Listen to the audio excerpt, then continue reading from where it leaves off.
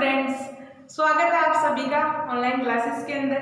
आज अपना topic complete हो जाएगा। देखो लेंथेनाइड और ये लेंथेनाइड्स वाला तो कंप्लीट हो जाएगा, एक्टिनाइड रहेगा अपना ना। तो एक्टिनाइड में तो आपको कुछ ज़्यादा नहीं बताना, मुझे बस बेसिक इंट्रोडक्शन देना है। वही सेम प्रोसेस रहेगा, सेम कहानी रहेगी, सेम कॉम्प्लेक्स। बस थोड़ा सा ये है कि थोड़े से कॉम्प्लेक्स जैसे अपन पढ़ रहे हैं, कॉम्प्लेक्स फॉर्मेशन की बात कर रहे हैं कि किसके अंदर सबसे ज़्यादा कॉम्प्लेक्स फॉर्मेशन होगा। और देखो मुझे ये लग रहा है कि आप पढ़ नहीं रहे हैं ना, बिल्कुल नहीं पढ़ रहे, क्योंकि आपने कोई सवाल ही नहीं करते। कोई सवाल नहीं करोगे तो कैसे पता चलेगा कि आप पढ़ रहे हो या नहीं पढ़ रहे हो, है ना। तो देखो आप अच्छे से ये चैप्टर खुद से भी कवर कर सकते हो और बुक्स भी साथ को बुक भी आपको देखनी ही होगी साथ में। अगर आप बुक नहीं देखोगे तो आप नहीं कवर करोगे किसी भी चैप्टर को, क्योंकि ऑनलाइन क्लासेस के अंदर आपको कंप्लीट पढ़ाया जा रहा है, लेकिन आपका जो बेसिक है वो थोड़ी कवर हो रहा है। आपका बेसिक कवर करने के लिए आप या तो 11th-12th की बुक उठा लो वापस से, वो पढ़नी होगी ही आपको। इसका कोई हमारे पास सॉल्यूशन नहीं है ना। तो वो एक बार देख के आप फिर वापस ऑनलाइन क्लासेस देखा करो, फिर अच्छे से समझ में आ जाएगा कि क्या पढ़ा रहे हैं, क्या समझ में आ रहा है या नहीं आ रहा है। ऐसे देखने से कुछ नहीं होगा। और जो आपके एक बात बता देती हूँ, जो आपकी ऑनलाइन क्लासेस के अंदर जो बात बताई जाती है, अभी जो वीडियो के अंदर जो बात होती है, कई बार नोट्स में मेंशन नहीं होती है ना। तो आप नोट्स में साथ के साथ मेंशन कर लिया करो कि क्या हो रहा है क्या नहीं हो रहा, क्योंकि यहाँ जो क्लासेस ली जा रही है वो आपके एक फंडामेंटल आपको क्लियर करवाए जा रहे हैं। थ्योरी नहीं करवाई जा रही कि आपको भर भर के थ्योरी भी करवाएं। यहाँ थ्योरी पॉसिबल नहीं है ना। तो थ्योरी तो आपको मिल रही है, साथ में उसी के अंदर आप मेंशन कर लो ये जो आपके जो छोटे छोटे ट्रिक्स हैं, जो इनको याद करने के हैं। कई चीज़ें होती है जिन्हें किस तरीके से अपन याद कर सकते हैं, वो ट्रिक्स आप साइड में लिखते चला करो साथ में कि ये इस तरफ जाने पर क्या होगा, तो कौन सबसे ज़्यादा कॉम्प्लेक्स फॉर्मेशन करेगा, कौन कब से कम करेगा, है ना। तो वो आपको खुद से देखना होगा और साथ में नोट्स में लिखते चलना।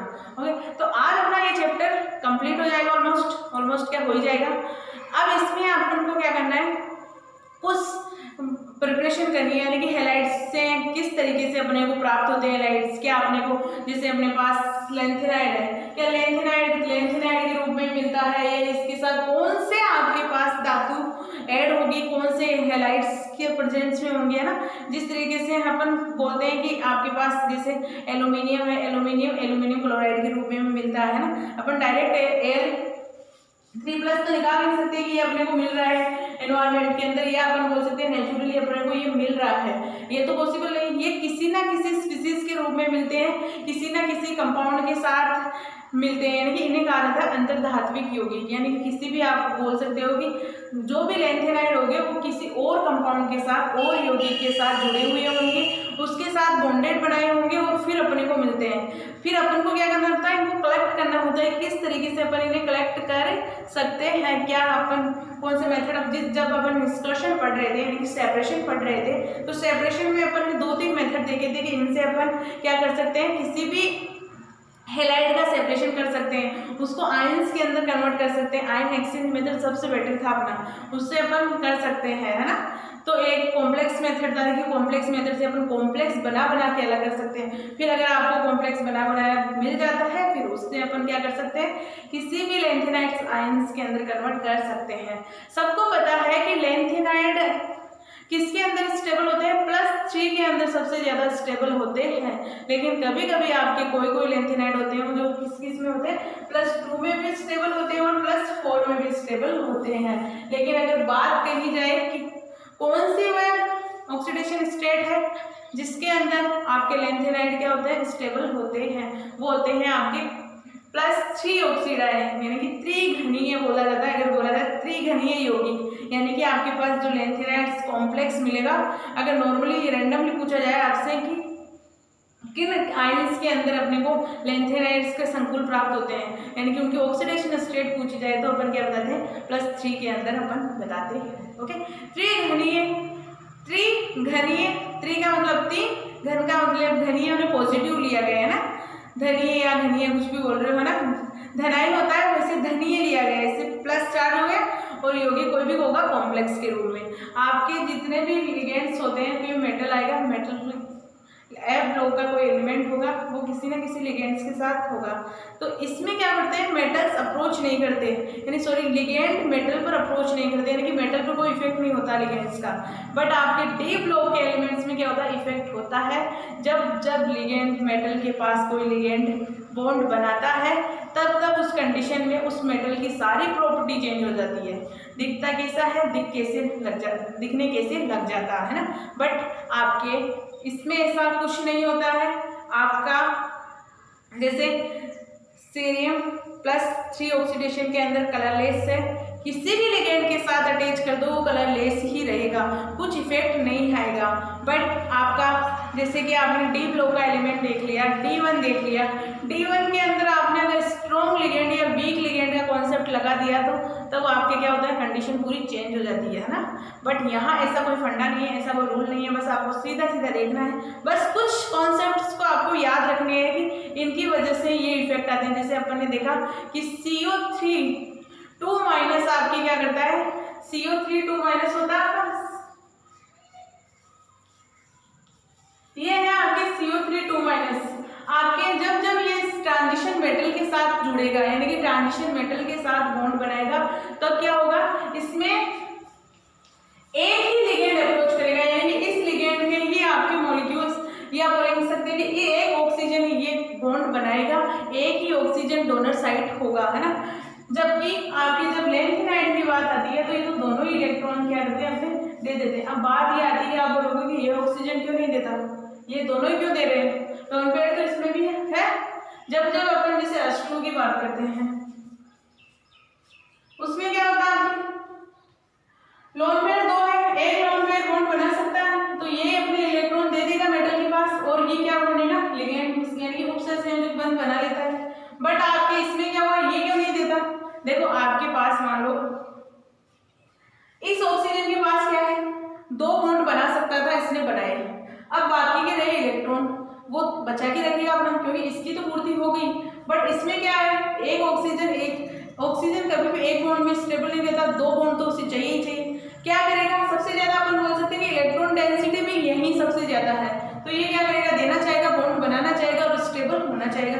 कोई भी स्पीसीज क्या करती है, अपने आप को स्थायी रखने के लिए कुछ भी करेगी, है ना। तो स्थायी अपने आप को स्थायी करने के लिए ये अपने इलेक्ट्रॉन्स दे देंगे। अब बात आती है कि ट्रांजिशन मेटल्स को क्यों नहीं देते दोनों साथ, क्योंकि ट्रांजिशन मेटल में क्या साइज छोटी रहेगी, साइज छोटी रहेगी तो इसमें क्या होगा, स्टेरिक हिंड्रेंस आ जाएगा, या बोल सकते हैं बॉन्ड स्ट्रेन आ जाएगा, एंगल स्ट्रेन, है ना। बंद स्ट्रेन का मुझे आइडिया नहीं, हिंदी में क्या बोलते हैं, बॉन्ड स्ट्रेन आ जाएगी, एंगल स्ट्रेन बोल सकती हूँ मैं, एंगल तनाव, बंद कोण तनाव आ जाएगा। बेयर के अकॉर्डिंग जब अपन बेयर का नियम पढ़ रहे थे तो उसमें बोल रहा था कि 5 से वाली मेंबरिंग होती है, उसने एक ही कारण दिया है कि एंगल स्ट्रेन की वजह से। तो अपन यहाँ भी एंगल स्ट्रेन लगा सकते हैं कि अगर ये छोटे मेटल के साथ जुड़ेंगे तो स्ट्रेन ज़्यादा रहेगा, यानी कि इनका एंगल सबसे कम हो जाएगा। लेकिन एक बड़े मेटल के साथ जुड़े जाए, मान लो ये बड़ा है, इसके साथ जुड़ा जाए तो ये जैसा है वैसा का वैसा ही रहेगा। और अगर ये छोटे लिगेंड के साथ, सॉरी छोटे मेटल के साथ जुड़ा हुआ, अगर ये किसी लेंथेनाइड के जुड़े हुए होंगे, लेंथेनाइड्स की क्या होती है, साइज बड़ी होती है, तो ये क्या करेंगे, बाइडेंटेड की तरह बिहेव करेंगे, मतलब कि द्वितंतु की तरह व्यवहार करेंगे।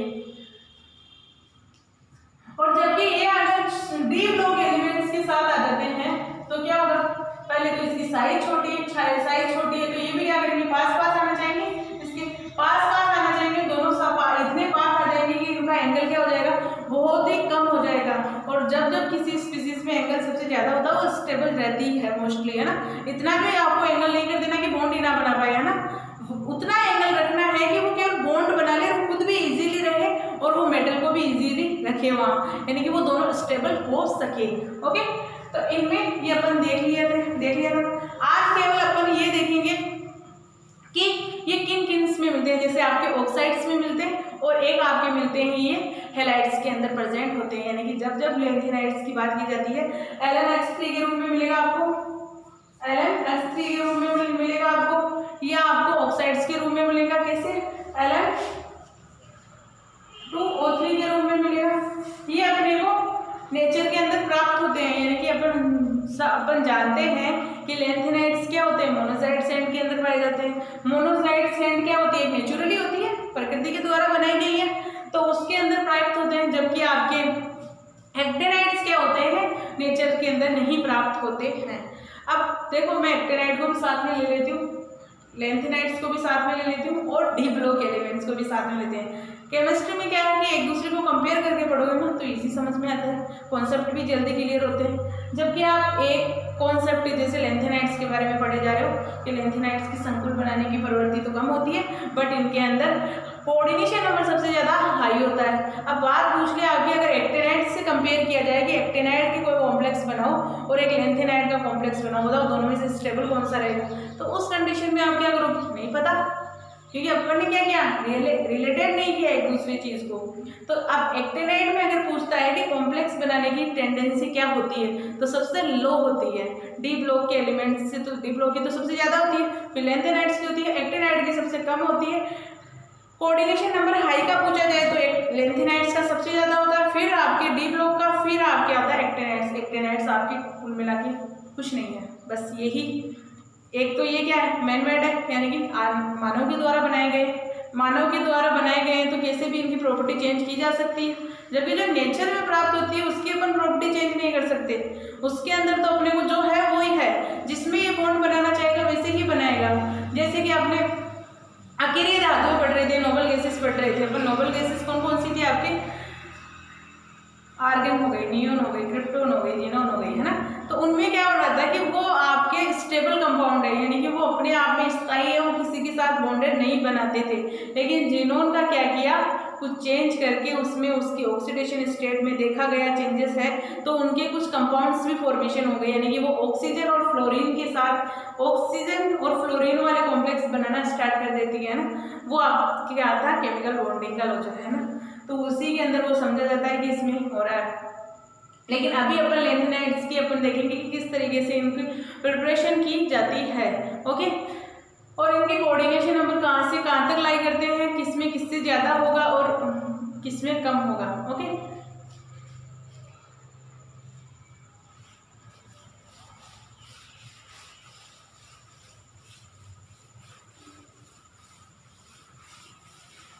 अब अपन देखेंगे प्रिपरेशन ऑफ लेंथेनाइड्स, यानी कि लेंथेनाइडों का निर्माण किस तरीके से किया जा सकता है, किन किन कॉम्प्लेक्स के अंदर किया जाता है और वो किस में पाए जाते हैं। माना कि जैसे अपन देख रहे हैं कि कोई ऑक्साइड्स के रूप में प्राप्त हो रहा है, कोई आपको हैलाइड्स के रूप में प्राप्त हो रहा है, कोई नाइट्राइड के रूप में प्राप्त हो रहा है ना। तो लेकिन अब अपन देखेंगे लेंथेनाइड्स किस किस रूप में पाए जाते हैं।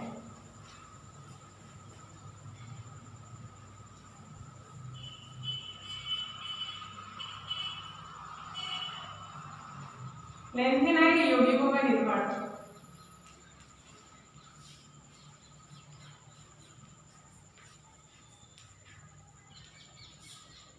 देखो आपको ये यौगिक भी जब भी आएंगे जब आपको इनकी ऑक्सीडेशन स्टेट का पता होगा और साथ में इनकी कॉन्फ़िगरेशन का पता होगा। अगर वो नहीं आता है तो पहले वो सीखो आप, है ना। जो लेक्चर आ गया, अपना वीडियो आ गया, उससे वापस रिवाइज कर लो, है ना, देख लो एक बार कि क्या क्या हो रहा है, किनसे कैसे बन रहा है। अगर वो नहीं आता है तो ये डायरेक्ट नहीं आएगा कि किस तरीके से लेंथेनाइड यौगिकों का निर्माण होता है, ओके। लेंथेनाइड यौगिकों को बनाने के लिए अपन अगर आप किसी भी ऑक्सीजन की उपस्थिति के अंदर इनका ऑक्सीकरण करवाते हैं, लेंथेनाइड्स का ऑक्सीकरण करवाते हैं, मान लो O2 की प्रेजेंस में, ऑक्सीजन की प्रेजेंस में अगर करवाते हैं तो क्या प्राप्त होता है अपने को, Ln2O3 प्राप्त होता है, ओके। ये अपने को मिलेगा। और अगर हैलाइड्स की प्रेजेंस में करवाए Ln+3 की ऑक्सीडेशन स्टेट होगी और ये हो गई H3 के रूप में इसकी रिएक्शन करें तो ये माइनस होगा, 3 H से आपने मान लो तो क्या प्राप्त होगा आपको, Ln(H3) प्राप्त होगा, ओके।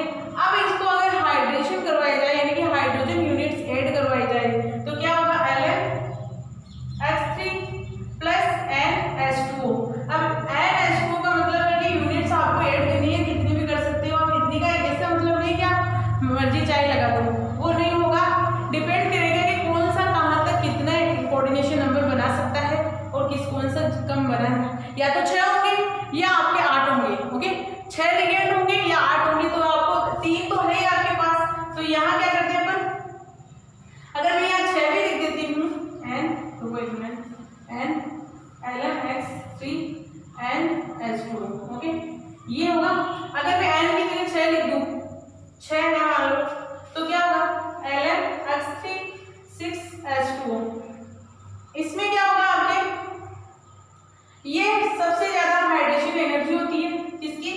छोटे साइज वाले होते हैं जो यानी कि लेंथेनम से लुटेशियम जाएंगे तो वहाँ साइज छोटी होगी, हाइड्रेशन एनर्जी सबसे ज़्यादा होती है, यानी कि H2O मॉलिक्यूल से बंध बनाने की शक्ति सबसे ज़्यादा होती है लुटेशियम तक। यानी कि जब अपन आयन एक्सचेंज मेथड पढ़ रहे थे वहाँ मैंने बताया था कि जब लेंथेनम से लुटेशियम तक जाते हैं तो क्या होता है, H2O से जुड़ने की टेंडेंसी क्या होती है, बढ़ जाती है, जुड़ने की टेंडेंसी बढ़ जाएगी। अगर मैं मान लो ल्यूटेशियम ले रही हूँ तो अपने पास क्या हो रहा है, मैंने ले लिया लेंथेनम की जगह ल्यूटेशियम, ये लिख दिया ल्यूटेशियम H3 6H2O। अब मैं आपसे पूछती हूँ कि इसके अंदर कोऑर्डिनेशन नंबर कितना होगा, तो आप कितना बताओगे? 6 तो आपको H2 दिख रहे हैं, 3 आपको ये दिख रहे हैं, तो आप कितना 6 7 8 9 बता दोगे, लेकिन ये गलत है। इसमें कोऑर्डिनेशन नंबर कितना होता है आपके 6 ही होता है। कैसे? 6 यूनिट तो आपके H2O की पार्टिसिपेट कर रही है और 2 यूनिट आपके हेलोजन की पार्टिसिपेट कर रही है। जो एक हेलोजन है वो किस तरीके से आएगा,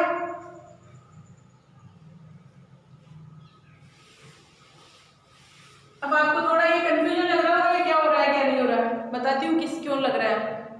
देखो वर्नर का सिद्धांत जब अपन पढ़ रहे थे, वापस से कोऑर्डिनेशन में आ जाओ, क्योंकि कॉम्प्लेक्स की बात हो रही है तो कोऑर्डिनेशन तो आएगा ही आएगा। आपको थोड़ा ऐसा लग रहा होगा कि मैम किस वे में जाती है, कहाँ आ रही है कहाँ जा रही है, पूरी खिचड़ी बन गई है ना।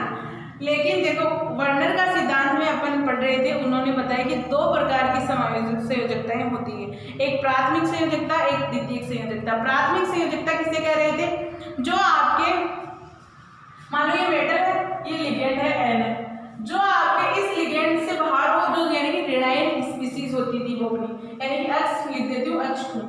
प्राथमिक संयोजकता उसे कह रहे थे जो आपकी क्या हो रहा है कि आयन समन्वय मंडल से बाहर जो स्पीसीज होगी वो आपकी क्या होगी, प्राथमिक संयोजकता होगी, है ना। द्वितीयक संयोजकता किसे कह रहे थे, जो आपकी क्या हो, ब्रैकेट के अंदर हो, ब्रैकेट के अंदर जो लिगेंड होगा वही आपकी द्वितीयक संयोजकता होगी। अब मैं आपसे पूछूंगी यहाँ प्राथमिक प्राइमरी वैलेंसी कितनी है, तो आप क्या बताओगे 2, और अगर पूछूंगी सेकेंडरी कितनी है तो आप क्या बताओगे, यानी कि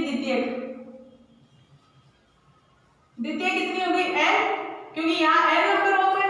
लेकिन अगर आपके कॉम्प्लेक्स मान लो कॉपर का कॉम्प्लेक्स है Cu H2O होल 5 और ये हो गया आपका Cl2। अब मैं पूछती हूँ आपने इसमें कि आपके को ये कॉम्प्लेक्स दिया गया है, इस कॉम्प्लेक्स के अंदर प्राथमिक संयोजकता कितनी है, तो आप बताओगे 2 है। चलो मान लिया 2 है, मान लिया क्या होती है 2। अब मैं पूछती हूँ आपकी द्वितीयक संयोजकता कितनी है, तो आप बोल दोगे 5, जो कि आपका क्या होगा, गलत होगा। क्यों होगा, क्योंकि अपने पास जो कॉम्प्लेक्स होते हैं वो कोऑर्डिनेशन नंबर 6 तक आसानी बना सकते हैं। अगर इसके पास ये, अगर इनसे ये ले लेगा, देखो आपके द्वितीयक संयोजकता में प्राथमिक भी आ सकती है और द्वितीयक दोनों भी आ सकती है, लेकिन प्राथमिक संयोजकता में केवल जो बाहर होगा वो ही आएगा।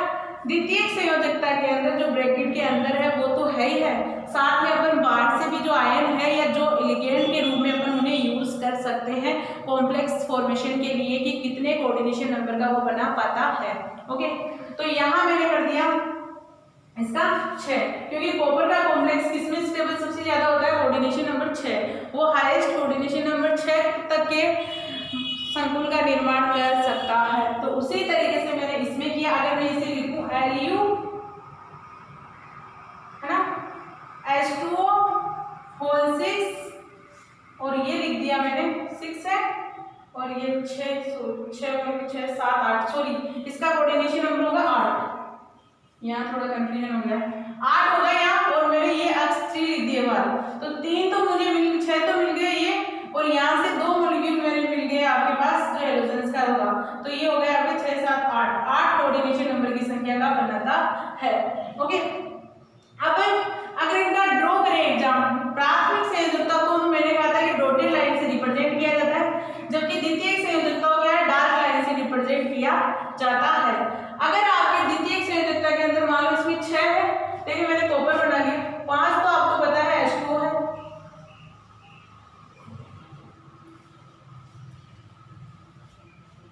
ये हो गए 5, तो मैंने H2O बना दिए, ये आपकी साइड खाली है, इस साइड में क्या होगा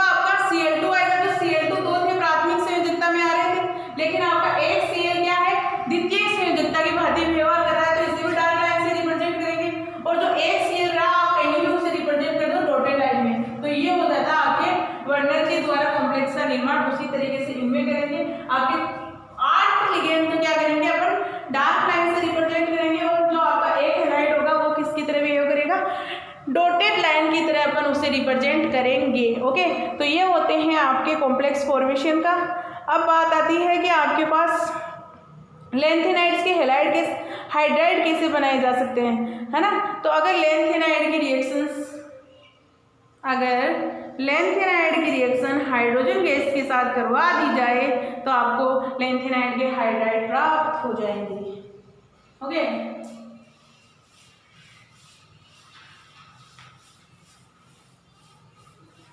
लेंथेनाइड यौगिक देख रहे हैं कि किस तरीके से बनाए जा सकते हैं अपन। मैंने तीनों को साथ साथ बता दिया कि किस तरीके से उन्हें। अब आप लेंथेनाइड की हैलाइड बनाओगे, हैलाइड किस तरीके से बनाएंगे, मान लेंथेनाइड प्लस H2 है तो वो भी किस तरीके से बनेगा, LnH3 के प्रेजेंट में ही आएगा। ओके,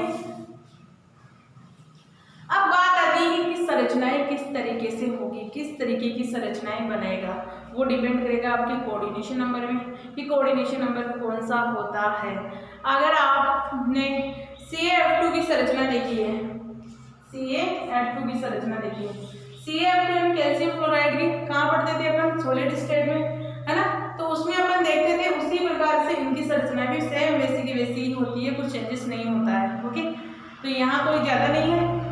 अगर आपको सॉलिड का भी थोड़ा बहुत आइडिया होगा तब भी आप इनकी संरचनाएं, वैसे संरचनाएं कोई नहीं पूछेगा आपसे कि इसकी संरचना बना हुआ ना, तो बस आपको ये पूछेगा कि किस तरीके से किन किन का निर्माण किया जाता है। ओके,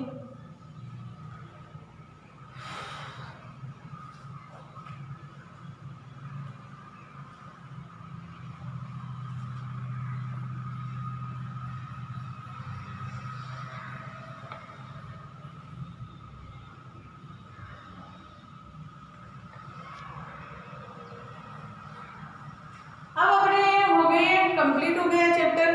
ओके, नेक्स्ट लेक्चर में अपन रेडॉक्स देखेंगे, ऑक्सीडेशन और रिडक्शन वाला चैप्टर देखेंगे।